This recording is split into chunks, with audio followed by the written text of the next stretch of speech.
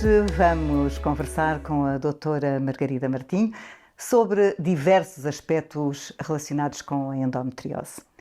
Sou doutora, a endometriose é uma patologia principalmente associada a uma população jovem. É verdade. A maioria das mulheres que são afetadas por este tipo de patologia está na idade reprodutora e cada vez mais nós até assistimos a que os sintomas comecem mais cedo, já na adolescência, e é algo que vai acompanhar a mulher ao longo da sua vida reprodutora e mesmo às vezes só há alguma mitigação dos sintomas quando nós entramos na menopausa, pronto. E efetivamente nesse aspecto é verdade uma doença de mulheres jovens. Em idade reprodutiva, a endometriose é frequentemente associada à dor pélvica. É o principal sintoma? A dor é o principal sintoma, é aquele que nós frequentemente associamos e a própria mulher associa a esta patologia. E a dor pode ter diversas formas, mas a dor pélvica é vulgarmente a dor que nós referimos sempre como uma dor que referimos à zona mais inferior do abdômen e sobre diversas formas, por exemplo, a dor com a menstruação, a dismenorreia, ou a dor relacionada com a atividade sexual, que é a dispareunia, e aproveito para referir estes nomes, é efetivamente a dor que mais frequentemente as mulheres, a queixa que mais frequentemente as mulheres referem. Pode também, depois, com a evolução da doença, essa dor passar até ter um caráter crónico, ou seja, pode ter dor diariamente, já não relacionada com estes períodos especiais, mas uma dor que a acompanha, no fundo acompanha o seu dia-a-dia. E efetivamente esse é o sintoma, não só mais frequente, como aquele que efetivamente mais impacta negativamente a qualidade de vida destas mulheres. Bom, mas nem todas as mulheres com dor pélvica associada, portanto, à menstruação, têm endometriose. Como é que se deve valorizar essa dor pélvica? Essa é uma questão que eu acho pertinente, porque felizmente nós estamos a falar cada vez mais de endometriose e, portanto, quando falamos de dor, a mulher quase que instintivamente intui que tem endometriose. E embora seja realmente um sintoma muito frequente, há causas de dor que não são endometriose e muitas vezes tem a ver até só com o aumento do fluxo menstrual que também condiciona a dor, às vezes outras doenças que não as ginecológicas, como as doenças intestinais, as doenças urinárias. Mas, efetivamente, nós temos que acabar um pouco com este conceito de que a mulher tem que suportar uma dor menstrual, porque ter dor com a menstruação é normal. Ter uma dor que nós controlamos é normal. Ter uma dor que tem um impacto forte naquilo que é a nossa atividade diária não pode ser considerada normal. E é a partir daí, precisamente, e é a partir daí que nós temos que valorizar essa dor. Portanto, eu diria que valorizar uma dor que interfere de forma significativa com a nossa vida. Nós deixamos de ir trabalhar, nós deixamos, às vezes, condicionamos até as nossas saídas, ao facto de estar menstruada ou não estar, e temos que tomar medicação repetidamente. Portanto, alguma dor que se associa a este tipo de fenómenos não deve ser encarada de forma normal e deve ser valorizada, deve levar a mulher ao médico. A dor é um sintoma que está associado à endometriose, mas há outros sintomas. Sim, há uma variedade até grande de outros sintomas. E porquê? Porque a endometriose pode afetar vários órgãos e, portanto, muitas vezes também surgem sintomas associados a esses sistemas, nomeadamente gastrointestinais, muitas vezes a obstipação, a distensão abdominal, uma dificuldade às vezes até em fazer a digestão, eu como determinados alimentos e fico com, as senhoras referem-se frequentemente, parece que estou grávida, fico com uma distensão abdominal acentuada. Algumas queixas urinárias, às vezes aparece sob a forma de queixas urinárias, até muito sugestivas de uma infecção urinária, sem que muitas vezes depois no exame à urina seja possível diagnosticar uma infecção com uma bactéria.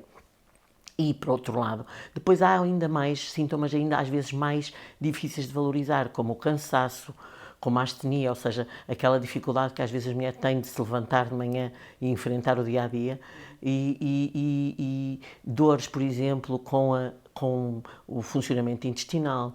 Portanto, nas casos mais raros até de endometriose, por exemplo, que afeta o sistema pulmonar, pode haver uma dor com a respiração, pode haver até dificuldades respiratórias porque há um pneumotórax, que é vulgarmente haver uma bolha de ar que comprime o pulmão e que dificulta a respiração. Portanto, nós podemos ter uma variedade de sintomas que em função até da localização das lesões de endometriose. A infertilidade é frequentemente associada à endometriose. Isso corresponde aos factos? Sim, é verdade. As mulheres que têm endometriose têm maior dificuldade, ou podem potencialmente ter maior dificuldade em engravidar. Por outro lado, os médicos que exercem a sua atividade na área da infertilidade também constatam que com frequência estas mulheres, depois no estudo da sua infertilidade, é-lhes detectada a endometriose. Portanto, há aqui uma relação que, não sendo 100%, apesar de tudo é significativa, e estima-se que mulheres com infertilidade possam, cerca de 20 a 25% destas mulheres possam ter endometriose. E, portanto, apesar de tudo, algo significativo. Portanto, isso é uma verdade que nós não podemos fugir e, aliás, é um dos medos que as mulheres têm quando são diagnosticadas com endometriose, é que possam vir a ter dificuldade e muitas delas têm um impacto psicológico nelas muito difícil às vezes de gerir. Porque quando a mulher deseja muito ser mãe, o pensar que pode vir a ter dificuldade incomoda bastante. E nós, no mundo atual, as mulheres que engravidam mais tarde, já juntam esse fator, mais outro fator, acaba por ser difícil de gerir.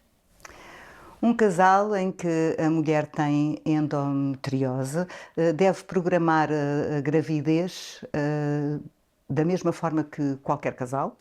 Eu tenho a opinião de que não.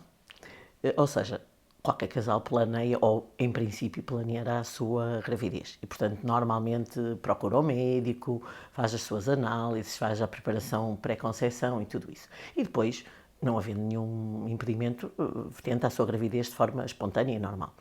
Quando, de início, há já um diagnóstico de endometriose na mulher, num casal em que a mulher tem um diagnóstico de endometriose, na minha opinião, considerando até tudo o que nós falámos anteriormente, que é uma mulher que habitualmente tem sintomas de dor intensa e que muitas vezes é controlada com o tratamento, mas os tratamentos habitualmente impedem a gravidez, a tentativa de gravidez pressupõe que vai deixar de fazer esses tratamentos e, portanto, possa vir a ter dor. E, por outro lado, se nós sabemos que há uma maior tendência para haver infertilidade, faz sentido que, pelo menos, se excluam outras causas antes de avançar para uma tentativa espontânea de uma gravidez, que se pode tentar, porque há muito aquela ideia, eu tenho endometriose, vou ter que fazer tratamentos para engravidar. Nem sempre é assim.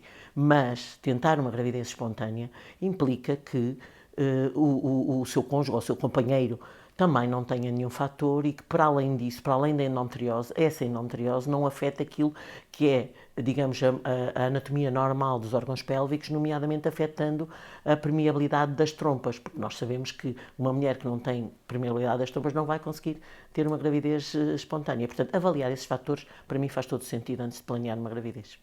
É fácil diagnosticar a endometriose? É uma pergunta interessante. Eu diria que agora é um pouquinho mais fácil, mas também todos nós sabemos, todos os médicos sabem que nos estudos, por exemplo, em média demoravam 7 a 8 anos até se chegar ao diagnóstico de endometriose. Portanto, não parece fácil. Creio que com a consciencialização, com o aumento da consciencialização, quer das mulheres, quer dos profissionais de saúde, porque eu acho que também é importante que eles tenham mais consciencialização, passou a ser talvez um bocadinho mais fácil.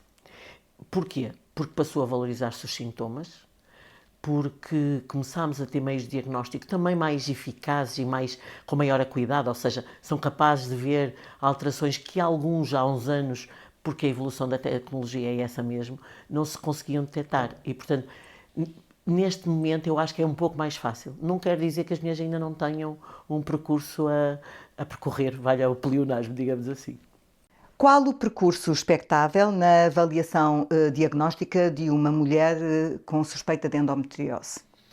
Da minha experiência, aquilo que tem acontecido é que a própria mulher é que valoriza os seus sintomas.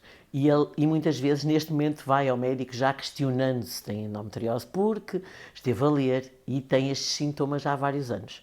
Claro que também pode acontecer que o médico, ao fazer a sua história, também perceba que há ali alguns sintomas que vão merecer alguma avaliação mais pormenorizada, porque lhe merecem algum grau de suspeição de endometriose. E, portanto, habitualmente o que acontece é que, ou porque a mulher procura o ginecologista porque já acha que tem sintomas de endometriose e depois vai ser investigada, ou o próprio médico, quando a mulher vai a uma consulta e pesquisa, acha que há sintomas que são sugestivos e, a partir daí, o exame físico também é importante, aquilo que é vulgarmente o exame ginecológico, que as mulheres não gostam muito, mas que é parte importante da consulta de ginecologia. Já aí pode haver alguma suspeição, embora a maior parte das vezes não, e mesmo que não haja, não invalida que não se prossiga a investigação. Portanto, habitualmente a seguir ao exame ginecológico, se realmente há uma forte suspeita de endometriose, o passo seguinte é recorrer a exames de imagem, nomeadamente exames de ecografia e de ressonância. Mas este é um percurso que aqui parece muito curto, mas que às vezes não é. Portanto, tudo isto às vezes pode demorar algum tempo, mas efetivamente eu diria que é a mulher valorizar os sintomas, o médico valorizar os sintomas, na consulta fazer uma boa história clínica, fazer um bom exame físico e, se mantiver a suspeição, e se não fazer exames complementares de diagnóstico. É esse o percurso que habitualmente, para depois decidirmos qual o tratamento, se há tratamento, o que é melhor para esta doente em função das condições e do contexto. Há algum exame que seja mais importante no diagnóstico do que outro? E sim, eu diria que os exames são hierarquizados e nós não devemos começar, como em qualquer coisa na vida, pelo telhado, mas sim pelo início. E, portanto, normalmente no exame físico, se achamos algo, vamos até de acordo com isso adequar o exame que se pede. Mas, de qualquer maneira, eu acho que o exame de primeira linha, aquele que nós devemos fazer primeiro, é a ecografia transvaginal, a ecografia ginecológica transvaginal. É importante que todos estes exames sejam feitos por profissionais com muita experiência nessa área, porque é isso que vai fazer com que o exame tenha mais valor ou não. E para mim isso é um aspecto importante. Claro que a ecografia, sendo o primeiro exame, não invalida que não se possam pedir outros, até de acordo com as dificuldades que nós encontramos nesse primeiro exame, porque pode ser inconclusivo, porque há alguma área que não foi tão bem visualizada porque esse exame tem limitações e, portanto, a ressonância surge aqui como um exame que pode complementar a ecografia transvaginal e que muitas vezes é usado, sobretudo, para avaliar ainda mais e mapear, digamos assim, as lesões de endometriose, sobretudo quando nós consideramos uma cirurgia, porque sabemos que estas cirurgias vão ser cirurgias complicadas e, portanto, devem ser muito bem planeadas. E, portanto, a ressonância surge a seguir à ecografia transvaginal. Podemos pensar, mas não há exames de sangue? Há, efetivamente também há. E há alguns marcadores que são até um pouco depreciativamente denominados como marcadores tumorais, o que dá logo um aspecto muito mau e negativo e assustador, mas que aqui servem para medir um pouco a atividade da doença. E um deles, que é o CA125, tem algum valor. Muitas vezes não é um valor tão importante no diagnóstico, serve às vezes até mais como seguimento, ou seja, se o tratamento é eficaz, se houve ou não diminuição com a instituição do tratamento. Diria que em termos de diagnosticar pode não ser tão importante, e depois há seguramente cada vez mais um número de exames menos invasivos e que têm uma tendência para vir a ser mais usados no diagnóstico da endometriose, mas que ainda estão no campo da inovação e, portanto, mais difíceis de nós abordarmos já nesta fase, que não são aqueles que nós usamos na nossa prática clínica habitual. Portanto, resumindo, ecografia transvaginal, primeiro exame, e depois complementado com a ressonância magnética nuclear habitualmente e, por outros, de acordo com os sintomas. Se tiver sintomas gastrointestinais, pode ser necessário examinar o intestino e fazer uma colonoscopia. Se tiver queixas urinárias, pode ser importante fazer cistoscopia, ou seja, avaliar internamente a bexiga, fazer uma ecografia renovesical, ou seja, avaliar a parte renal e da bexiga. Portanto, os outros vão sendo pedidos de acordo com os achados que vamos ter nos primeiros exames. E tentar fazer tudo isto com profissionais qualificados E nesta área da endometriose. Isso é muito importante, Paula. Muito importante mesmo. Muito obrigada, doutora Margarida Martins. Obrigada eu.